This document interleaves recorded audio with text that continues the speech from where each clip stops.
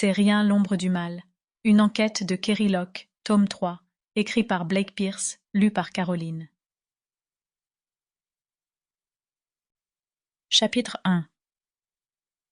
Le couloir était plongé dans l'obscurité.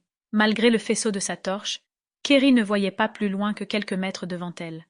Elle ignora l'angoisse qui lui tenaillait le ventre, et continua d'avancer. D'une main, elle tenait la torche, et de l'autre, son pistolet. Elle avançait à petits pas, et finit par atteindre la porte de la cave. Chaque fibre de son corps lui hurlait qu'elle avait finalement trouvé l'endroit où sa petite Evie était séquestrée. Elle ouvrit la porte et posa le pied sur la première marche, qui grinça. L'obscurité était encore plus profonde que dans le couloir. En descendant les marches suivantes, elle se dit qu'il était surprenant qu'une demeure du sud de la Californie soit dotée d'une cave. C'était la première qu'elle voyait. Puis, elle entendit quelque chose. C'était le bruit des pleurs d'un enfant, d'une petite fille d'environ 8 ans. Kerry l'appela, et une voix lui répondit. « Maman! Ne t'inquiète pas, Evie, maman arrive !» lui cria Kerry en dévalant les escaliers.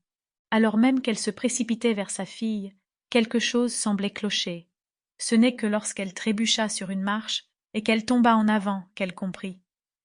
Evie avait disparu depuis 5 ans. Comment sa voix pouvait-elle être restée identique? Il était trop tard pour y réfléchir. Elle était en pleine chute. Elle se prépara à l'impact, mais celui-ci n'arriva pas. À son horreur, elle se rendit compte qu'elle était en train de tomber dans le vide, l'air toujours plus froid, et les pleurs qu'elle entendait continuaient de résonner autour d'elle. Elle avait de nouveau échoué à retrouver sa fille. Kerry se réveilla dans un sursaut, assise dans sa voiture. Il lui fallut un moment pour replacer ceux qui arrivaient. Elle n'était ni dans une cave, ni en train de tomber dans le vide. Elle était dans sa vieille Toyota Prius, dans le parking du commissariat, où elle s'était endormie en mangeant son déjeuner.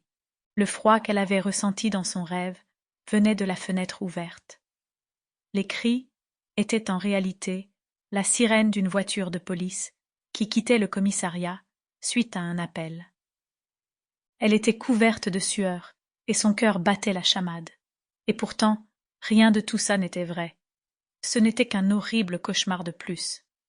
Un cauchemar qui écrasait sans pitié ses espoirs.